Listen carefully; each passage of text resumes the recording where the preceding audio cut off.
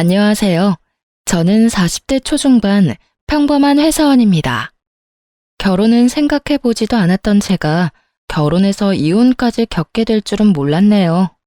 지금은 그 아픔을 다 이겨내고 행복해서 말할 수 있을 것 같아 사연을 쓰게 됐어요. 골드미스를 꿈꾸다 이혼까지 하게 된 제 이야기를 여기서 말해볼까 합니다. 저와 남편은 회사에서 만난 사이였어요. 사회생활을 비교적 빨리 시작한 저는 실력을 인정받아 부장까지 빠르게 승진한 케이스였고, 남편은 고시 공부를 하다가 결국 마음을 접고 회사에 입사한 케이스였죠. 처음 만난 건 남편이 대리였을 때였습니다. 저는 자기 관리를 잘하는 능력 좋은 골드미스로 회사에서 꽤 많은 남자의 고백을 받았지만 결혼은커녕 연애도 생각하지 못했어요. 일을 너무나 사랑하기도 했지만 제가 생리불순이 심각했고 그로 인해 배란도 일정치 않아 아이가 생기기 힘든 몸이라는 진단을 받았었거든요. 이런 상황들을 만나는 사람에게 설득하고 싶지도 않았고 그렇게 할 만한 남자를 만나지도 못했습니다. 당시의 남편은 키도 훤칠하고 사교성도 좋은 사람이었어요. 저 부장님, 곧 퇴근하실 시간인데 저녁 같이 어떠세요? 아, 퇴근. 먼저 퇴근하세요. 나는 할 일이 더 남아서. 부장님, 일하시더라도 식사는 하셔야죠. 저랑 같이 저녁 드시고 일하시죠. 그래요. 밥은 먹어야 하니까. 남자를 만날 생각이 없다고 하더라도 굳이 오는 남자를 다 막아야겠다는 생각은 아니었고 호감형의 남자를 마다할 이유도 없다는 생각이 들더라고요. 가볍게 저녁 한 끼 정도야 부하 직원과 할 수 있는 거라는 생각도 들었고요. 부장님, 네? 부장님은 왜 연애 안 하십니까? 내 일만 하기에도 하루가 짧고 난 일이 좋으니까요. 그리고 사적인 대화는 자제하죠. 저는 부장님이랑 사적인 대화도 꽤 하고 싶은데요. 네? 아, 이 대리, 이런 얘기하려고 저녁 먹자고 한 거라면 저는 일어나 볼게요. 사적인 대화가 꼭 남녀 간의 대화만 있는 건 아니잖아요. 친구도 안 되나요? 글쎄요, 직장 상사와 친구로 지내는 게 가능할까요? 가능한지 한번 보시죠. 그래도 퍽퍽한 세상에 내 마음 터놓을 사람 있으면 나쁠 것 없지 않을까요?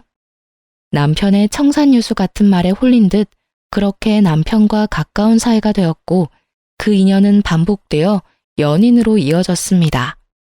연인이 되었다고 한들 제 생각에는 변함이 없었죠. 제가 아이를 갖기 힘들다는 건 여전히 변함없는 사실이었으니까요. 자기야, 우리 이제 결혼 얘기할 때도 되지 않았나? 얘기했잖아. 나는 결혼 생각 없고 연애만 하기로. 그래서 동의하고 만나는 거 아니었어? 알지. 무슨 말인지 아는데 정작 자기가 아프면 내가 보호자가 되어줄 수 있잖아. 결혼하면 좋은 것도 있는데 왜 무작정 싫다고만 하는 거야? 남편의 말에 마음이 흔들리더군요. 부모님이 돌아가시면 외동인 제가 의지할 수 있는 사람은 남편밖에 없었습니다. 막상 제가 아플 때 부모님이 속상해 하시던 걸 생각하니 더 마음이 좋지 않았고요. 제가 혼자 남을 것을 매일 걱정하던 부모님이었습니다. 결혼 하기가 그렇게 싫어? 알잖아. 애 가지기도 힘들고 그런 걸로 흠잡히고 싶지도 않고. 아이가 결혼의 전부는 아니야. 너만을 사랑해줄 남자도 얼마든지 있을 거야. 나 혼자서 잘 살 수 있는데 뭘. 에이, 엄마 아빠 걱정이나 하셔. 우리야 노후 준비도 다 끝냈고 너 아니면 이렇게 걱정할 일도 없다. 너만 잘 살면 우리는 아무 걱정 없어. 그러지 말고 잘 생각해봐. 우리가 평생 사는 것도 아니고 우리 없으면 너 혼자 남을 생각하지? 엄마 정말 속상해서 잠을 잘 수가 없어. 왜 너처럼 잘난 애가 혼자 살려고 하는 거야? 아이를 아예 못 갖는 것도 아니고 힘들다는 얘기지 않니? 혹시 모르는 거니까. 아빠, 나 이미 생각 확고해요. 그만 얘기하세요.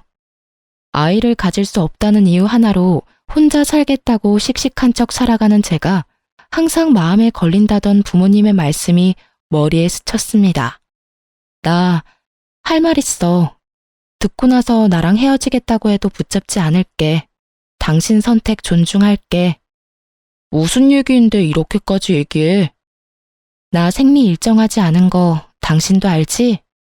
알지. 어쩌다 건너뛸 때도 있고. 그렇다는 건 알고 있었어. 병원에서도 아이 갖기 힘들 거라고 하더라고. 그래? 그렇구나. 그래서? 그래서라니? 당신이랑 결혼하면 우리 이세 뭐 아이와 행복한 가족 그런 거 못할 수도 있다는 얘기야. 너랑 나 둘만 보고 살아야 할 수도 있다고. 그리고 너희 어머님도 내가 아이 갖지 못한다고 하면 달가워하지 않으실 거야. 자기랑 나 둘만 보고 살면 되지. 엄마? 내가 설득할게. 그리고 나도 이 나이까지 장가 못 가고 있으니 제발 장가만 갔으면 좋겠다 하는 분이셔. 걱정하지 마. 막상 그렇게 말하셨어도 결혼하면 손주 바라는 건 당연한 마음 아니시겠냐는 거지. 나 못 믿어? 내가 다 책임질게.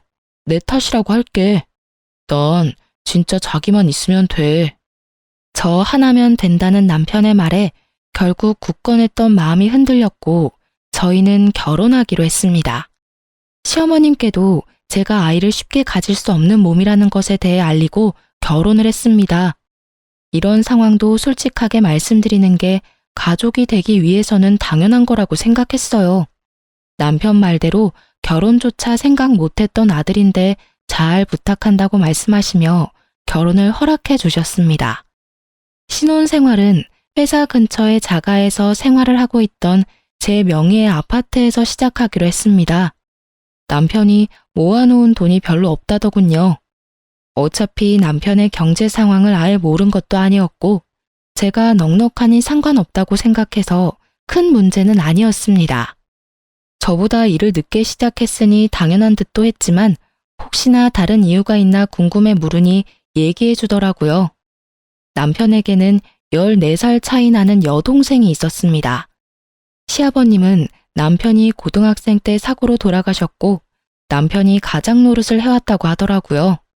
고시 공부하는 동안 공부 뒷바라지로 고생하는 어머님을 보며 더는 안 되겠다는 생각에 취업을 하게 되었고 그 회사에서 자신의 능력으로 올라가는 저를 보며 동경 그 이상의 감정을 느끼게 되었다고 했습니다. 회사에서 번 돈으로 집 생활비, 동생 용돈, 그리고 대학교 학자금까지 모두 감당했다더라고요. 오히려 가족을 위해 묵묵히 책임지는 가장의 모습이 저에게는 더 좋은 모습으로 다가왔습니다. 그 모습이 저에게 독이 될 거라고는 생각도 못했으니까요. 신우이는 영락없이 제 남편의 딸처럼 행동했습니다. 14살 차이라는 큰 나이 차이 때문도 있지만 아버지의 역할을 해왔던 남편에게 의지하는 듯도 보였습니다. 대학 생활을 시작하며 독립해서 살고 있던 신우이가 어느 날 배가 불러 찾아왔습니다. 오빠. 너 이게 뭐야? 배가 왜? 나 임신했는데 무서워서 말을 못했어. 나 결혼해야 될 것 같아. 그래도 나랑 아이 책임져 주겠대. 아, 그래. 네가 애도 아니고 네 인생 네가 알아서 산다지만 오빠한테 진작 얘기를 하던가 이제 와서. 그래서 그런데 오빠, 나 결혼자금 좀 주면 안 될까? 한 푼도 없이 그냥 시작할 수는 없잖아. 아이도 키워야 하고. 그래, 오빠가 해줄게. 정식으로 남자친구 데려와서 인사시키고 하루빨리 결혼식 올리자. 더 배불러 오기 전에. 진짜? 진짜? 오빠 고마워. 역시 우리 오빠밖에 없어. 근데 오빠보다 언니가 더 잘 벌지 않아요? 언니도 같이 보태주실 거죠? 아가씨. 저희 결혼하면서 경제관리 따로 하기로 했어요. 그러니 필요한 결혼 자금은 저한테 말씀하지 마시고 오빠한테 받으시면 돼요. 저도 주겠다는 돈에 대해서 아무 말 하지 않을 거예요. 언니, 너무 매정하게 얘기하는 거 아니에요? 우리 그래도 가족인데 하나밖에 없는 시누이가 결혼하는데 뭐 안 해주는 거예요? 그럼, 그래요. 그럼 내가 혼수는 몇 개 해줄게요. 그건 제가 드리는 개인적인 선물인 걸로. 고마워요, 언니. 오빠, 진짜 결혼 잘했어. 언니 최고예요. 시누이가 가고 나서 남편과 얘기를 했습니다. 자기야, 자기 동생한테 줄 돈 혹시 나랑 살면서 모으기 시작한 그 돈 주려고 하는 거야? 뭐 이런 일이 생길까봐 모아놓았던 거니까. 내가 돈 보태주지 않는 거 서운하게 생각하지 마. 애초에 우리 결혼할 때부터 약속했잖아. 알지. 그래도 우리가 남은 아니니까 혼수 정도는 해주고 싶었어. 그 정도까지만 할 거야. 고맙게 생각해. 사실 아무것도 안 해줘도 할 말 없고. 그동안 우리 엄마한테 종종 당신이 용돈도 따로 드리는 거 알고 있었어. 미안해서 말 못하고 있었지만. 그건 당신과 무관하게 내가 어머님께 드리고 싶어서 드리는 거니까 마음에 두지 마. 그렇다고 미안한 마음에 우리 엄마나 아빠한테 따로 돈 드리거나 하지도 말고. 우리 부모님은 내가 챙길 테니까. 알았지? 사실 저희가 결혼을 하며 결혼 계약서를 작성하고 공증을 받아 놓았습니다. 부모님이 아니면 저 혼자 살아가야 하는 인생에 남편을 믿고 결혼하기는 하지만 형제가 없는 저는 부모님이 무슨 일이 생기면 제가 다 감당해야 하는 상황이니 부모님께 남편 눈치 보며 용돈 드리고 싶지도 않았고 각자 부모님과 집안에 대해서는 각자 하는 게 맞다고 생각했거든요. 그래서 결혼 계약서에 서로의 집안에서 발생한 상황은 본인의 돈으로 처리하도록 하고 자금 관리도 각자 하는 것으로 했습니다. 이 계약서 때문에라도 남편은 저에게 요구할 수 없었겠죠. 시댁의 문제 때문에 우리 집에 경제적 무리가 오는 것도 안 된다고 딱 잘라 말했고 남편도 그에 대해 동의했습니다. 남편은 본인이 모아놓은 돈 5천만 원을 모두 시누이에게 결혼자금으로 주었고 시누이는 저와 남편이 해준 돈과 혼수로 결혼 생활을 시작했습니다. 여기까지는 문제라고 생각하지도 않았어요. 그럴 수 있는 일이라고 생각했죠. 문제는 그 다음이었습니다. 결혼한 시누이가 아이 낳고 1년 만에 이혼하고 집으로 돌아왔더라고요. 어이가 없었습니다. 아이는 남편에게 주고 왔다면서 늘어놓는 말이 가관이더라고요. 누구는 낳고 싶어도 낳지 못하는 아이를 시누이는 거추장스럽다는 듯이 표현했어요. 애 때문에 나는 집에 묶여 있는데 그 자식은 맨날 나가고 내가 참는데 한계가 있지. 애도 네가 키우라고 하고 나와버렸어. 이혼했으니 나도 내 삶 살 거야. 애한테 묶여서 내 인생 그렇게 버릴 수 없어. 이 철딱선이 없는 거사. 아무리 그래도 엄마가 애를 놓고 나오니. 내가 돈을 버는 것도 아니고 어떻게 무작정 애를 데리고 나와. 그리고 애 데리고 나오면 누가 나랑 결혼하고 싶어 하겠어? 이혼녀 딱지도 짜증나는데. 너 오빠가 너한테 해준 결혼자금 쉽게 줬다고 생각해? 너 행복하게 잘 살았으면 해서 다 털어준 건데 이게 지금. 그건 나도 미안하게 생각해. 그런데 오빠한테 미안하다고 내 인생을 망칠 수는 없잖아. 이왕 이렇게 된 거 알바라도 하면서 본인 인생 어떻게 살지 잘 생각해 보세요. 오빠한테 지원을 바란다거나 그러지 마시고. 언니, 제가 언니한테 뭐 해달라고 했어요? 언니가 왜 그렇게 얘기해요? 오빠도 아무 말 안 하고 있는데. 어디서 대들어. 네가 잘한 게 뭐가 있다고. 조용히 해. 네 인생 그렇게 살고 싶다 했으니 어디 한번 혼자서 잘해봐. 그렇게 시누이와 단판을 짓고 집으로 돌아왔고 한동안 조용히 지내는 시누이를 보며 그래도 정신 차리고 잘 지내는가 보다 생각했죠.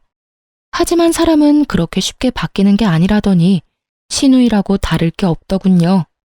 저희 집에 본인 남자친구라며 남자 한 명을 데려왔어요.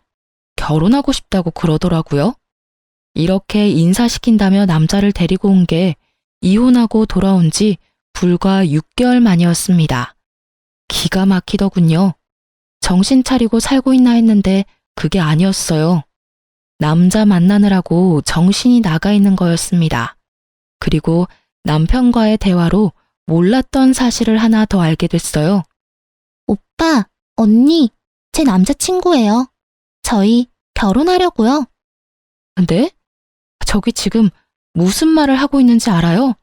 혹시 남자친구분도 알고 있나요? 네, 알고 있습니다. 혼인했던 적이 있는 거 알고 있어요. 알고 있다고요? 얼마나 됐는지는 아세요? 전 남편과 헤어지고 한 달 뒤에 저랑 만났습니다. 그 사람은 인연이 아니었던 거라고 생각합니다. 저랑 맺어지려고 헤어지지 않았을까요? 그 나물에 그 밥이라더니 진짜 신우이가 데려온 남친이나 신우이나 생각 없기는 마찬가지다 싶더군요. 그래서 지금 결혼하겠다고 데리고 온 거라고? 응, 나 혼자 세상 살기 힘들잖아. 이 사람이라면 믿고 살 수 있어. 내가 반대해도 결혼할 거지? 오빠가 내 인생 책임져주지 않는다며 반대할 이유가 뭐가 있어? 그래도 오빠로서의 노릇은 해줄 거지? 오빠 노릇? 무슨 말 하는 거야? 결혼, 돈 없이 할 수 없잖아. 너, 내가 그전 결혼 돈 해준 것도 모자라서 너 돌아오고 생활비도 매달 보내줬는데 그건 다 어쩌고. 잠깐만, 당신 지금 뭐라고 했어? 생활비? 아가씨한테 따로 생활비 보내줬어? 알아서 살라 그러고 일절 안 도와주겠다며. 어떻게 된 거야? 그게 그래도 동생이 밥 먹을 돈도 없다는데 어떻게 또 아무것도 안 보내. 그럼 그동안 따로 돈을 모으고 있는 게 아니고 다 동생한테 보내준 거네? 내가 당신 다시 돈 모으라고 생활비도 내가 다 감당한다고 했잖아. 이러라고 내가 생활비 내지 말라고 말한 게 아닐 텐데. 그게 미안해 여보. 당신은 동생이 없어서 모르나 본데 내가 아빠나 마찬가지인 애를 모른 척 할 수 없잖아. 지금 말하는 걸 봐서는 결혼 자금을 또 해주려는 것 같네? 해줄 돈도 없을 텐데. 여보, 이번에 당신이 좀 도와주면 내가 진짜 잘할게. 아니, 그건 안 돼. 절대 안 된다고 했어. 언니, 그렇게 냉정하게만 굴지 말고 좀 해줘요. 언니 돈 모아서 다 어디 쓰려고요? 저한테 해주면 제가 몇 배로 언니한테 잘할게요. 제가 설마 이 은혜 있겠어요? 은혜는 갚지 않아도 돼요. 안 해줄 거니까. 그러면 빌려라도 주면 안 될까? 내가 갚을게. 당신이랑 나랑 남이야? 내가 당신한테 빌려주는 게 더 말이 안 돼. 지금 누구 편에 서서 얘기하는 거야? 그럼 저한테 빌려주세요. 제가 갚을게요. 그럼 되는 거죠? 빌려준다 쳐요. 막말로 아가씨 일도 안 하는데 어떻게 갚으려고요? 제가 갚겠습니다. 결혼자금 저랑 결혼한 데 쓰는 거니 제가 갚겠습니다. 그렇게 말씀하시는 거 보니 그쪽도 딱히 모아놓은 돈이 없나 보네요. 제가 사업 준비 중이라 자금 융통이 좀 어려워서. 이자까지 쳐서 갚을 테니까 제 남친한테 그렇게 말씀하지 마세요. 그래요?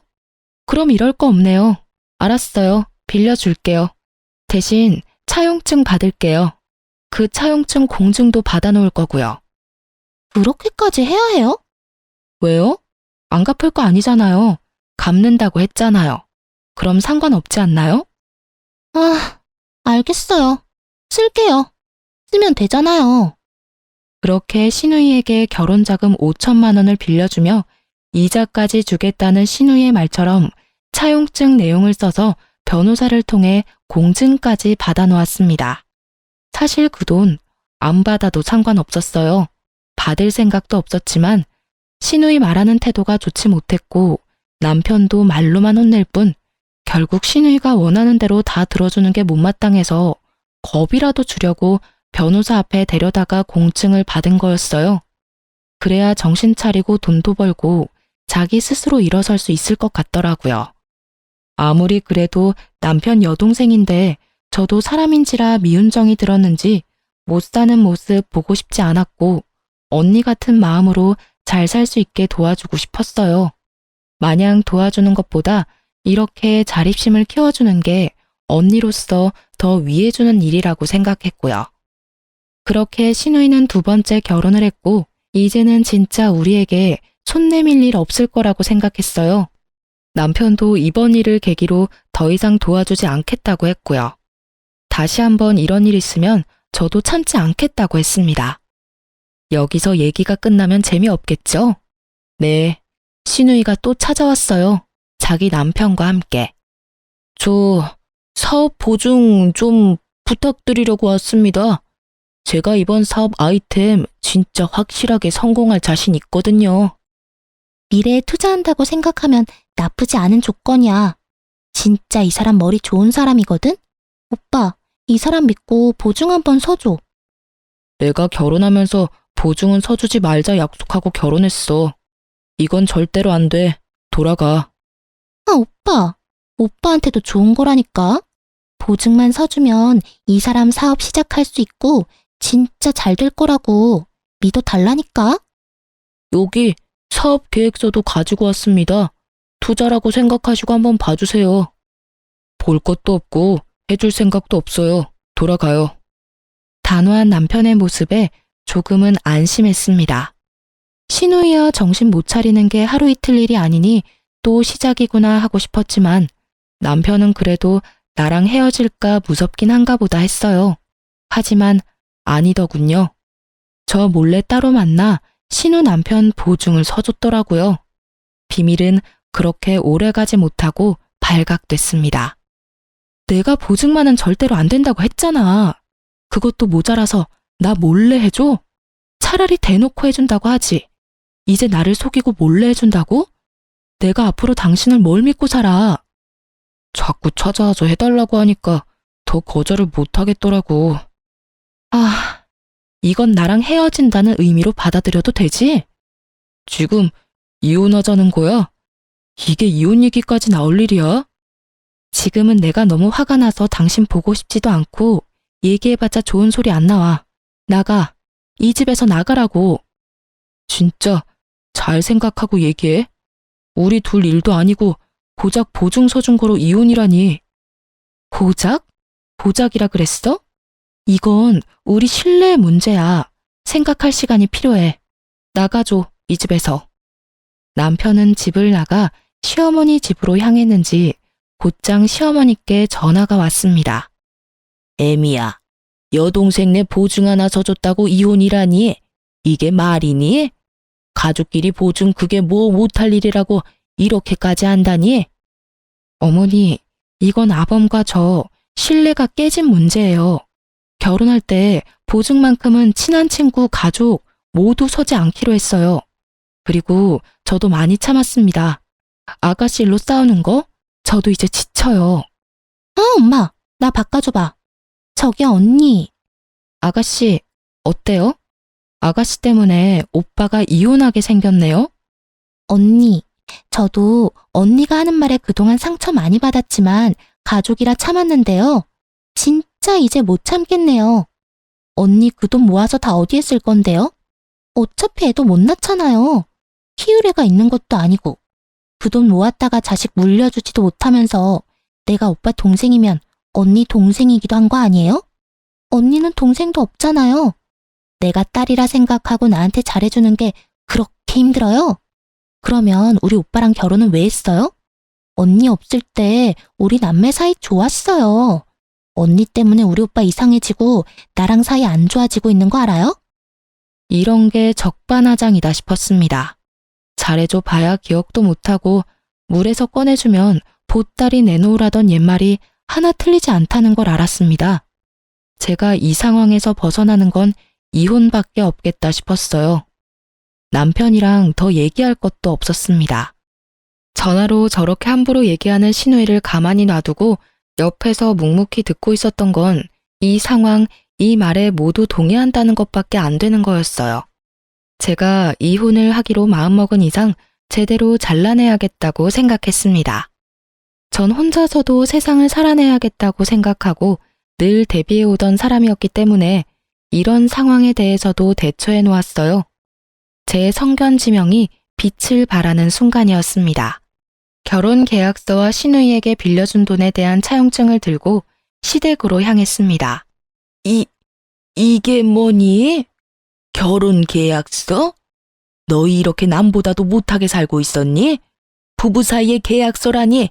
이게 무슨 말도 안 되는 상황이야? 이럴 것 같아서요. 저는 제가 스스로 챙겨서 살아야 하거든요. 아가씨 말씀대로 저를 부양해줄 자식이 있는 것도 아니고 저랑 같이 슬픔을 나눠줄 형제 자매도 없어서요. 그래서 당하고 살지 않게 항상 대비를 해뒀을 뿐이에요. 이딴 게 무슨 소용이 있어? 소용이 없을 리가요? 공증까지 다 받아놓았고 계약서에 적힌 대로 이행하는데 문제가 없다는 것도 확인하고 왔어요. 저희 재산 관리 따로 해왔고 제 재산 증식에 보탬을 준 적도 없으니 제 재산에 대한 분할은 아마 없을 겁니다. 그러기로 계약서에 서명도 했고요. 여보, 자기야, 이러지 마. 진짜 우리 이렇게 헤어지는 건 아니잖아. 난 이미 여러 번 기회를 준 것 같아. 가족들 일이 우리 가정 문제로 번지지 않게 해달라고 부탁했잖아. 아주 여러 번. 이제는 이해해줄 수 있는 인내심이 남아있지도 않아. 당신 없이 못 산다는 거 알잖아. 이러지 말자 정말. 협의 이혼으로 깔끔하게 끝내자. 머리 아프게 하지 말고. 아무리 그래도 결혼해서 같이 산 시간이 있는데 나보고 한 푼도 받지 말고 나가라는 건 아니지 않냐? 협의 이혼하자는 말에 발끈한 이유는 저랑 헤어지고 싶지 않아서가 아니었습니다. 제 재산, 그걸 나눠받지 못한다는 이유였어요. 저를 사랑해서 저를 놓지 못하는 게 아니었습니다. 이때까지 내가 알던 사람이 만나 혼란스러웠고 머리를 한 대 맞은 것 같은 충격까지 오더군요. 솔직히 제가 헤어지겠다고 하면 가족을 버리고라도 저와 살겠다고 할 줄 알았거든요. 자기가 아무리 퍼져도 밑 빠진 독처럼 오빠한테 바라기만 하는 시누이, 그리고 그 시누이마저 안타깝다는 생각으로 오히려 아들에게 요구하는 시어머니. 그 사람들을 두고 저를 선택할 거라고 생각했어요. 적어도 전 그 사람에게 피해를 주지도 않았고 시댁 식구들만 아니라면 저희 사이에는 그 어떤 문제도 없다고 생각했거든요. 그런데 막상 끝까지 간이 나오는 말은 제 재산을 나눠주지 않는 건 좀 열받는다는 말. 정신 차려야겠다 싶었습니다. 내가 이런 사람을 믿고 살려고 했다니. 이 사람에겐 내 재산 한 푼도 아깝다. 절대로 빈틈을 보이지 말아야겠다. 그 어떤 동정도 절대 하지 않을 거라 다짐했습니다. 당신이 내 재산에 보태준 게 뭐가 있어? 오히려 내가 당신한테 보태주지 않았나? 이런 식이면 당신 동생한테 빌려준 돈, 이것도 차용증 있는 거 알지? 이것도 받아낼까? 당신 봐서 이건 안 받고 헤어지려 했는데 이런 식이면 이것까지 그냥 다 받아내고. 아이, 진짜. 제 할 말을 다 하니 남편은 소리 지르는 것 말고는 아무 말도 못 하더라고요. 그렇겠죠. 할 말이 없을 수밖에요. 만약의 경우 최악의 수를 생각하여 준비했던 것이 도움이 될 날이 오리라고는 상상도 못했는데 역시 믿을 건 저 자신밖에 없다는 생각이 더욱 확고해졌습니다. 결국 남편은 협의 이혼 합의서에 서명했고 이혼을 진행하게 되었습니다. 제 재산을 건드리지 않는 이상 소송을 할 이유도 없었고 이혼에 제 에너지를 소비하고 싶지도 않았습니다. 그래도 이 상황에 무난하게 이혼하게 되었다는 생각으로 지내고 있었어요. 그런데 이 사람, 저한테 속인 게 하나 더 있더군요. 변호사가 남편 재산을 파악하는 와중에 발견한 게 있다며 연락이 왔습니다. 저에게 말하지 않고 구입해둔 소형 건물이 있다고. 제가 시누이 혼수를 해주고 시누이 재혼 비용을 빌려주는 동안 남몰래 자기 앞으로 건물을 사두며 결국 나보다 더 재고 따진 건 남편이었구나. 그 생각에 눈물이 앞을 가렸습니다. 이 사람 나밖에 믿을 사람이 없다더니 나를 제일 못 믿고 살았구나. 심지어 이 건물을 시어머니 명의로 바꾸려 했나 보더라고요. 혹시 모르니 변호사가 가압류부터 걸어놓자 했었는데 이래서 전문가의 도움이 필요하구나 싶었습니다. 저를 바보로 알았나 봐요. 이 정도로 허술하게 재산을 은닉한 걸 보면요. 남편은 당연히 시어머니 명의로 변경하지 못했고 이에 대해 재산 분할 청구를 했습니다. 괘씸한 마음이 들어 시누이에게 빌려주었던 돈도 강제 집행을 요청했고 그 돈까지 모두 받아냈습니다. 그러자 가만히 있던 남편 쪽에서 연락이 오더라고요. 당신 동생한테 쓴 차용증 빌미로 강제 집행해서 그 돈을 결국 다 받아갔더라? 참 당신 인정머리 없는 줄은 알았지만 사람이 못됐다 정말.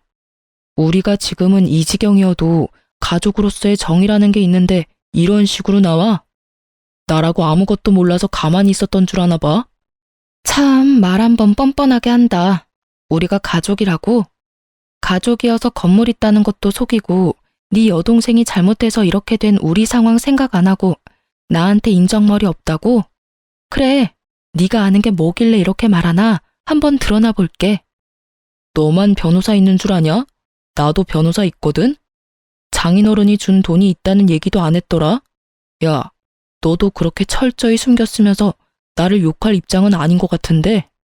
그 돈, 우리 부모님이 본인들 혹시나 안 좋은 일 생기면 그때 쓰라고 주신 비상금이야. 본인들 나중에 장례식 때 쓰라고 준 비상금이나 마찬가지라고. 내가 쓸 돈도 아니고 그래서 너한테 말할 이유도 없고. 한두 푼도 아니고 그 큰 돈을 말 안 하고 있었던 이유로 참 좋은 이유 든다. 내가 그 돈 가만히 두나 봐. 나도 재산분할 청구 소송할 거야. 어디 한번 해보자고. 맘껏 해봐. 능력 있는 변호사 쓰고. 하긴 능력 있는 변호사 썼으면 지금 나한테 이렇게 전화해서 말하는 짓이 얼마나 멍청한 짓인지 알았겠지. 변호사 말이 부모님께서 증여해준 돈은 재산분할 대상에 해당하지 않는다더군요. 만약 건물을 구입해서 그 건물값이 올라갔다거나 주식을 사서 재산이 증가했다면 분할 대상이 됐을 수도 있지만 단순히 증여받은 돈 자체를 분할 요청할 수 없다고요. 어차피 건드릴 생각도 없는 돈이었지만 부모님도 혹시나 하는 마음에 그냥 비상금으로 두고 있으라고 하셨었거든요. 결국 남편의 재산 분할 요청은 받아들여지지 않았습니다.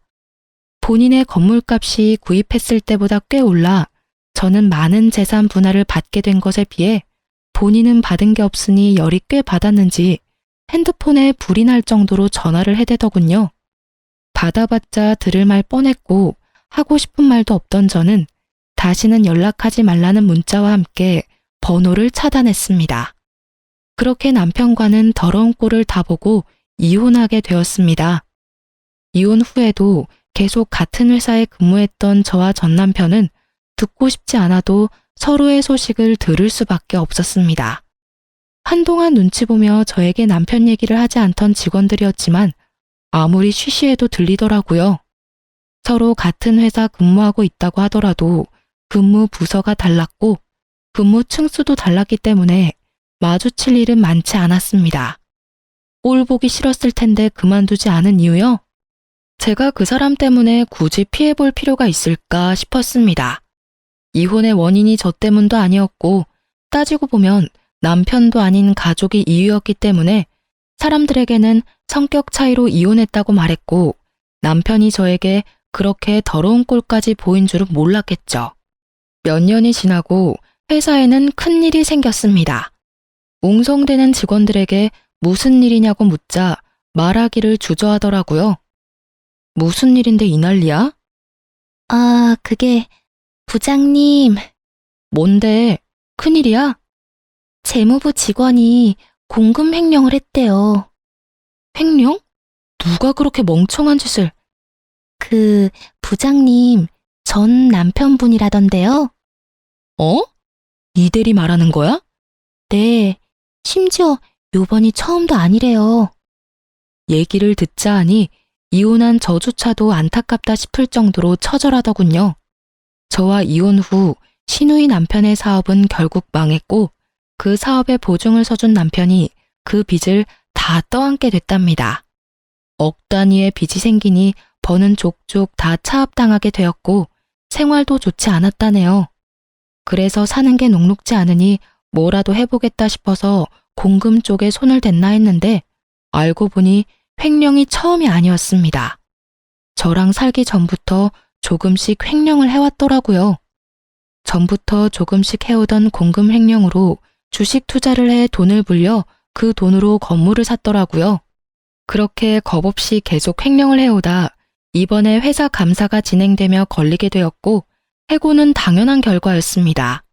해고된 남편은 결국 징역을 살게 되었다고 사람 인생이 이렇게까지 망가질 수 있구나 싶은 순간이었습니다.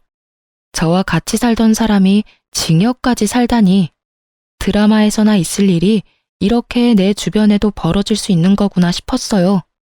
전 남편이 징역을 살 동안 저는 더 치열하게 회사 생활을 해나갔습니다. 그리고 이제는 누구에게도 의존하거나 의미 부여하지 않고 저 혼자 잘 살아가리라 생각했습니다.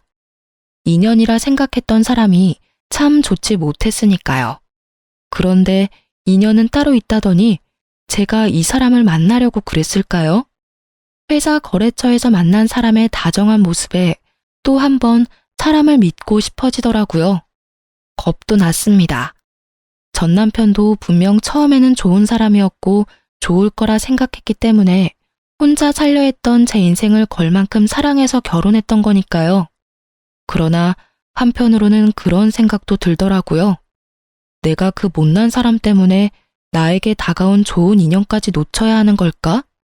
내 인생을 그 사람 하나 때문에 겁내며 살 필요가 있을까? 하는 생각이요. 결국 저는 거래처 사장이었던 남자와 재혼을 했습니다. 개인 사업자인 지금의 남편은 너무나 가정적인 사람이었어요. 자기의 장래 희망이 아내 외조하는 남편이었다고 할 만큼이요. 말뿐인 사람이 아니었어요. 제가 야근하는 날에는 저녁을 차려놓고 저를 기다려 주었고, 집에서 남은 업무를 처리하는 날에는 커피를 가져다 주며 제 어깨를 주물러 주었습니다. 저에게 불안감이라는 것을 주지 않는 사람이었고, 그리고 일을 사랑하는 저를 잘 이해해주는 사람이었습니다. 당신이 하고 싶은 일 마음껏 해. 나 집안일 진짜 잘해. 내가 당신 외조해줄게. 정말 고마워. 당신이 그렇게 말하니 나 정말 마음이 좋다. 그리고 제가 가장 두려워했던 아이 문제. 그리고 우리 한번 노력해보지 않을래? 아이 말이야.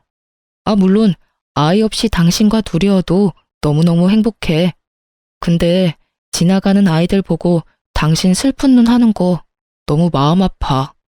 우리 노력해보고 안 되면 그때 우리 둘이 행복하게 살아도 좋잖아. 그래, 당신이랑 노력한다면 아이 생기지 않아도 그 과정도 행복할 것 같아. 저를 이렇게나 이해해주는 남편인데 단지 실패를 두려워하며 아이를 갖지 않을 이유가 없었습니다. 설령 아이를 가지지 못한다고 하더라도 제 슬픈 마음을 잘 위로해 줄 수 있을 거라고 믿었습니다. 저희는 적극적으로 난임병원에 다니며 아이를 가질 수 있도록 노력했고, 저희의 마음을 하늘이 알아준 것처럼 저희에게 예쁜 아이가 찾아왔습니다. 지금의 남편은 임신 기간 내내 정말 제가 무슨 여왕인 듯 떠받들더라고요. 이렇게 행복해도 되나 싶을 정도로 행복한 시간이었습니다. 임신 기간 내내 혹시나 하는 불안감은 괜한 생각이라는 듯이 건강하게 자라 태어난 저희 아이는 지금의 남편을 닮아 잘 웃고 착한 아들이었습니다. 아이를 낳고서 회사를 그만두어야 하나라는 생각을 하는 저에게 자기가 아이를 돌볼 테니 제 일을 계속하라던 남편이었습니다. 오히려 저보다 아이를 잘 본다 싶을 정도로 아이 육아를 너무나 잘해줬어요. 덕분에 빨리 회사에 복귀하여 일에 집중할 수 있었고 진급도 하게 되었습니다. 행복한 나날의 연속이었어요. 아이는 건강하게 무럭무럭 자라 만 1살 돌이 되었습니다. 아이 돌잔치를 위해 호텔을 예약했고 돌잔치 당일이었습니다. 양가 식구들과 친척들을 초대해 소소하게 진행한 돌잔치였어요. 그리고 그 사이에서 음식 서빙을 하고 있던 전 시누이를 보게 되었습니다. 황급히 얼굴을 피하더군요. 저는 일부러 전 시누이를 불렀습니다. 서빙하느라 수고가 많네요. 여기 팁. 열심히 살아요. 다른 사람 덕으로 살려 하지 말고 자기가 벌어서 사는 삶을 살아요. 저 행복하게 살고 있어서 몰랐었는데 마음에 응어리가 남아있었나 보더라고요. 옛 시누이에게 그렇게 훈수를 던지고 나니 마음에 있던 돌멩이가 사라진 기분이었습니다. 돌잔치를 끝내고 집으로 돌아와 요리할 힘도 없던 저희는 배달 음식을 시켜 먹기로 했어요. 참 정말 이런 일은 꼭 하늘이 장난을 치고 있는 게 아닌가 싶을 만큼 한 번에 일어나더라고요. 저희 집 앞에 서 있는 배달기사는 전 남편이었습니다. 징역 살고 나와 배달 일을 하고 있다는 소문은 들었었는데 설마 우리 집으로 배달 오겠어? 싶던 생각은 역시나 현실이 되었습니다. 어떻게 여기에? 그건 내가 할 말이고 이젠 이쪽 배달은 안 왔으면 좋겠네. 보기 거북하니까. 여보, 음식 받았어? 내가 아기 기저귀 갈고 음식 세팅할 테니까 식탁에 올려놔. 아기? 너 아이를 낳았어? 못 낳는다고 했잖아. 어떻게 된 거야? 글쎄 말이야. 당신이랑은 그렇게 안 생기던 아이가 이 사람이랑은 생기더라고. 당신 문제였나 봐. 아이 안 생기는 건. 아니면 하늘이 내 편이라 우리 사이에 아이를 안 주셨던 거겠지? 저를 원망하는 듯 애처로운 듯 바라보는 전 남편의 눈빛을 뒤로하고 문을 보란 듯이 쾅 닫았습니다. 그 일을 마지막으로 전 남편은 다시 볼 수 없었습니다. 자신의 동생을 위해서 최선을 다하는 오빠였지만 정작 자신의 가정은 지키지 못했던 전 남편은 그렇게 위하던 여동생 때문에 좋은 직장도 잃고 정가가 있는 사람이 되어버렸더군요. 남편에게 은혜를 갚겠다던 신우이는 본인의 빚 갚기에도 급급한 사람이 되었고요. 자기만 믿으라던 전 남편의 감언이설에 속아 결혼했지만 만약의 경우를 생각해 대비해 놓은 것이 다행이다 싶습니다. 여전히 현재 결혼 생활에서도 서로의 비상금은 지켜주며 생활하고 있습니다. 전 남편이 저에게 나쁜 영향만 준 것은 아닌 것 같아요. 여자라고 해서 무조건 집에서 살림만 해야 하는 게 아니라는 것도 알았고, 적어도 자신의 가족이 위기에 닥쳤을 때 서로의 눈치를 보지 않고 해결해 줄 수 있을 정도의 능력은 유지하며 살아가는 게 좋겠다는 생각에 더욱 확신을 주었거든요.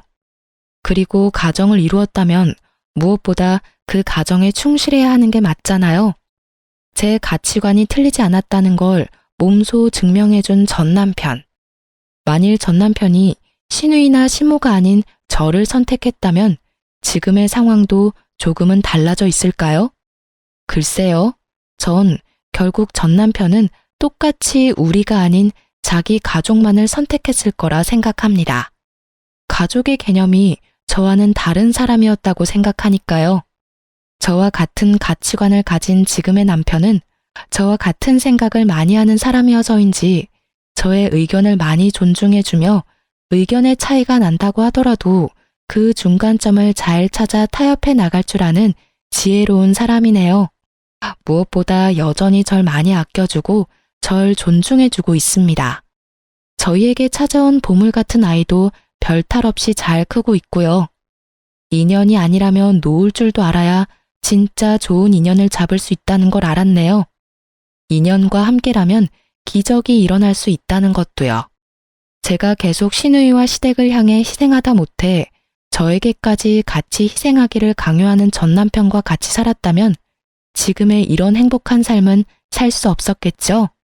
맞지 않는 부분은 맞춰 나가는 게 부부이지만 그 부분이 너와 내가 아닌 다른 가족들에 의한 것이라면 끊어내지 않는 한 힘들 수 있을 것 같습니다. 저의 경우처럼요. 언젠가 나아지겠지라는 생각으로 참기보다는 본인을 위한 선택을 하는 게 좋지 않을까 생각해 봅니다. 여러분, 날씨가 갑자기 추워졌네요. 항상 따뜻하게 입으시고 건강 조심하세요. 기나긴 제 이야기 들어주셔서 감사합니다.